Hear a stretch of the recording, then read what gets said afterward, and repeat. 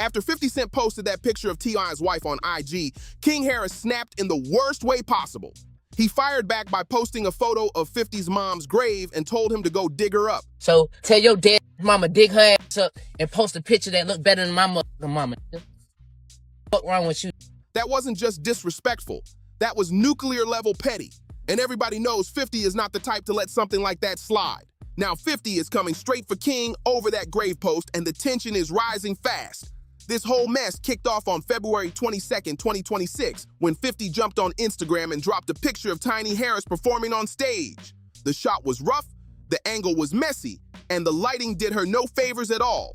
It looked carefully picked to make her look bad, and knowing 50's history, that was no accident. He didn't toss it on his stories where it disappears in 24 hours either. He planted it right on his main feed, locked in, so the whole world could scroll, screenshot, and clown in the comments whenever they wanted. That move alone told you this wasn't random, it was calculated. The caption read, "I keep saying keep my name out your mouth." Okay, that's it. No tags, no long rant. Just those sharp words sitting under that photo like a warning shot.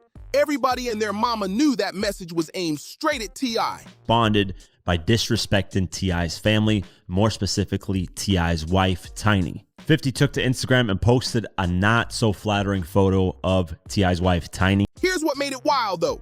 Tiny hadn't said a word about 50.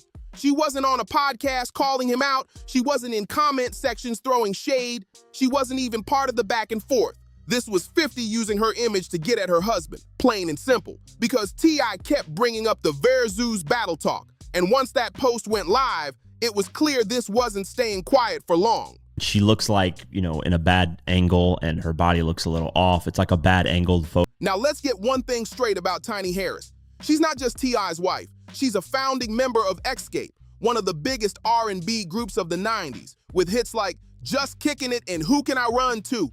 She's been in the industry for over 30 years, built her own brand, her own money, her own TV presence. And 50 took all that history and boiled it down to one unflattering picture just to be petty. He posts a picture of Tiny and he says, "I keep saying keep my name out your mouth," and puts up like a shrug emoji and says, "Okay." And that shrug emoji at the end, that was the real twist of the knife. He played it off like it was nothing, like blasting another man's wife to 30 million followers was casual, like he does that before breakfast. The emoji made it look light, but the message was loud. That post lit a fuse, and it burned fast. T.I.'s oldest son, King Harris, who was 21 at the time, saw it within hours. He didn't respond with a slick meme or some coded caption. He went straight for the jugular. King jumped into the comments under 50's post and wrote, "Where you mama?" with the eyes emoji. Short, direct, heavy. If you know 50's story, you know why that hit deep.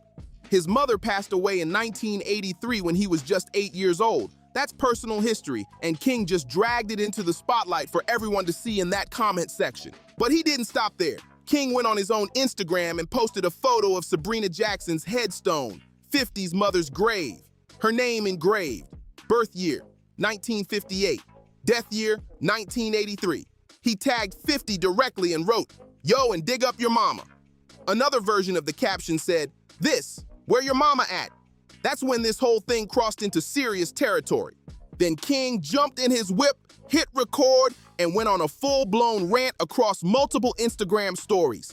No filter, no plan, no calm, just raw anger spilling out in real time.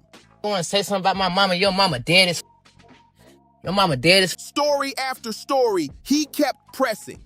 He even circled back and reposted the headstone image again with the caption, "E50 Cent, this is where you mama at?" Dig her up. Go dig her up. Post a picture of your mama. She dead. Pay respect. He was making sure everybody saw it, like he wanted the whole internet to watch him draw the line right there. Post my mama like your mama ain't dead as Go put some flowers on that grave. And that's when it officially crossed over. And posting my mama, legend, your mama, Jay. 50 posted Tiny. King posted 50's mother's grave, then told a man who lost his mom at 8 years old to go dig her up. In one night, this went from trolling to deep personal disrespect that people don't forget. Hip-hop has seen plenty of mess, but this was the kind of low blow that makes even bystanders go quiet.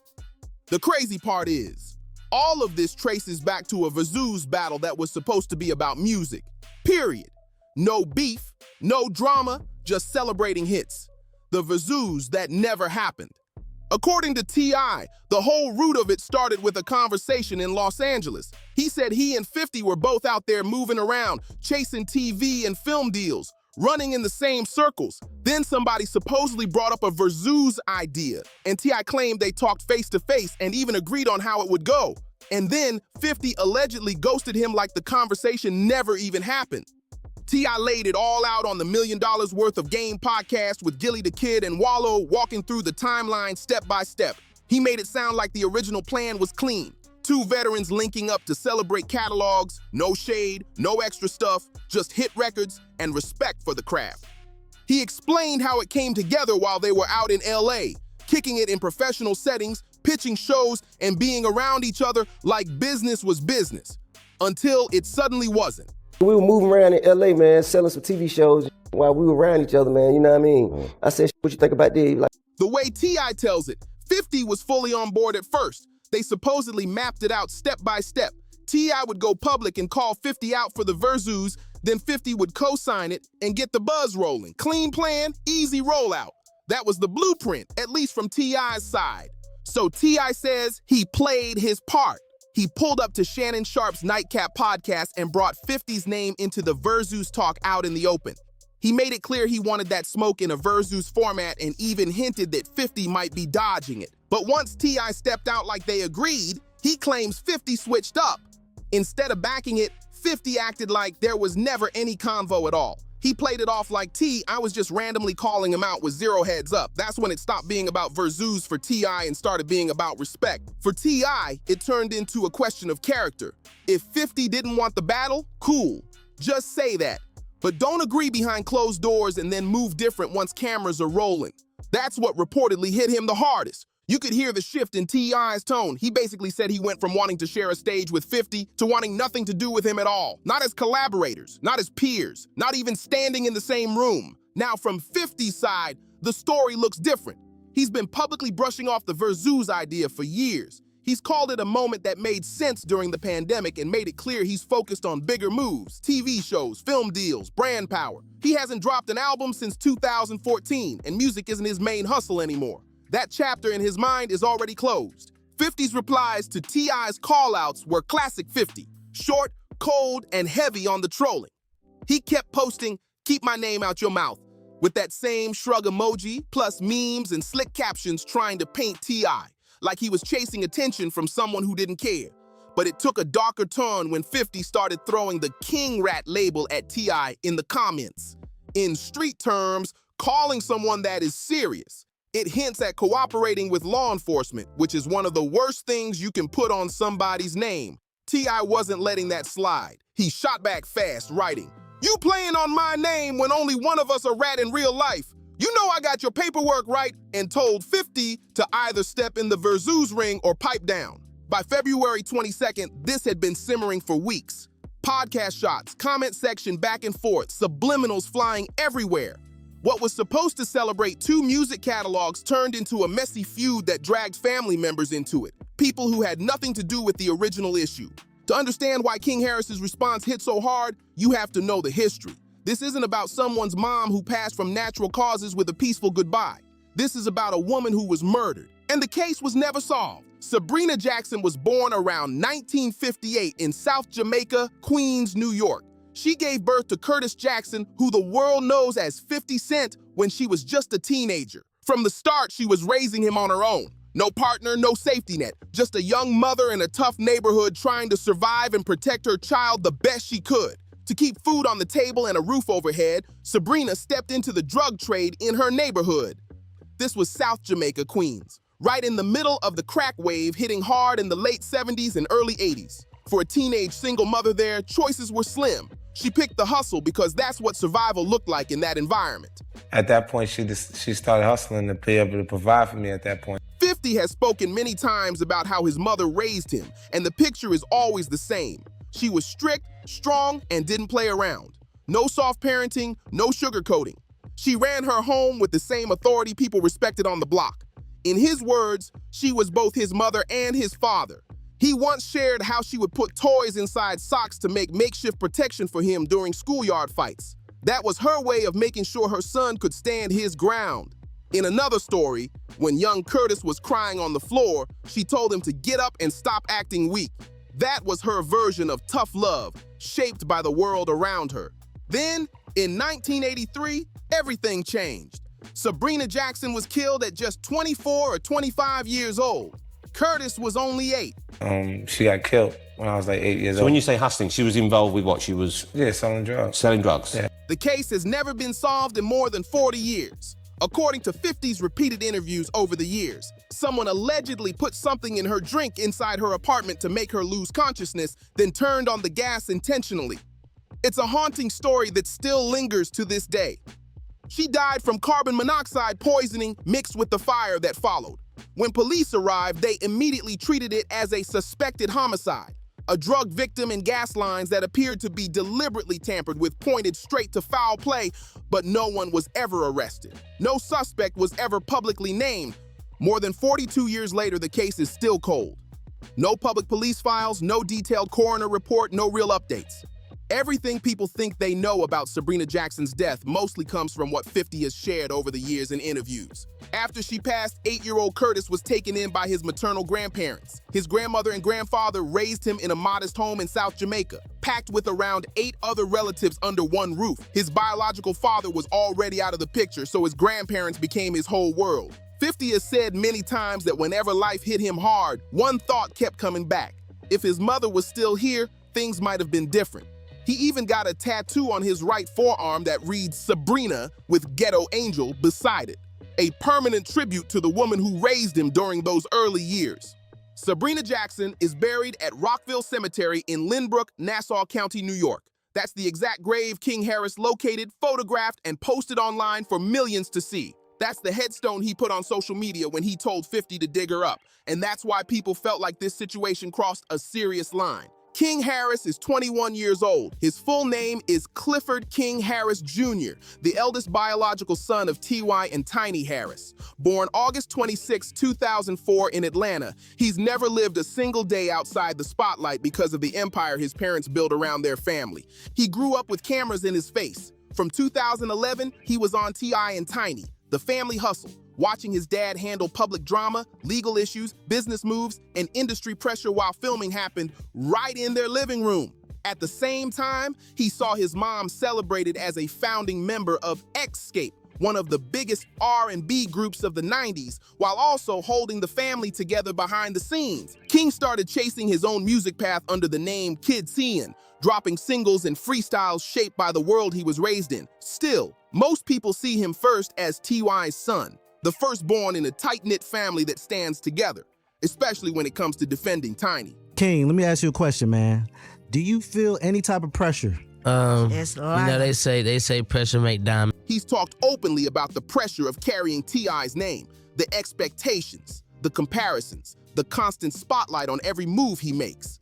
T.I. has even said he sees himself in King, especially the younger version who made tough choices and learned lessons the hard way. You know what I'm saying? I don't fold under pressure, I apply under pressure. that boy quick on his feet, ain't he? Yeah, I'm the more, as he was saying, I'm him when he made his most mistakes. But King isn't just a celebrity kid anymore. He's a father too. He now has a son of his own and has spoken about wanting to raise him with independence and strength, the same traits his parents tried to instill in him growing up. So when 50 dropped that unflattering photo of Tiny on his main feed, King took it personal right away. That's his mother, the woman he's publicly called a legend more than once. The reaction wasn't planned, it was emotional. He didn't pause to think strategy, no PR team, no weighing consequences. He saw a grown man with 30 million followers putting his mom on display to embarrass her, and something in him snapped. And honestly, most sons would react if they felt their mother was being disrespected. The issue wasn't that he responded, it's how far he took it. Instead of keeping it about 50's actions, or the Verzoos tension, or firing off sharp words in the comments, King went to the most painful place possible. He found 50's late mother's gravesite and put it online for everyone to see. That's where it shifted from heated to heavy. What made it even more complicated was the irony. King said, "I'm not raised like that," while telling a man to dig up his deceased mother. That statement hit different. claiming the high ground while standing in a moment that many felt crossed a serious line created a lot of backlash. Even commentators who understood his anger said the grave post stepped outside normal hip-hop rules. One YouTuber covering the situation predicted there would be private conversations at home. The belief was that T.I. and Tiny would likely address it behind closed doors, because no matter how upset King was, bringing a late parent into it pushed things into territory most families wouldn't publicly defend. Tiny or T.I. is definitely going to check him on that because they not them type of people. Hip-hop has a long history of family getting dragged into beefs. Tupac famously said he was involved with Biggie's wife, Faith Evans, on Hit 'Em Up.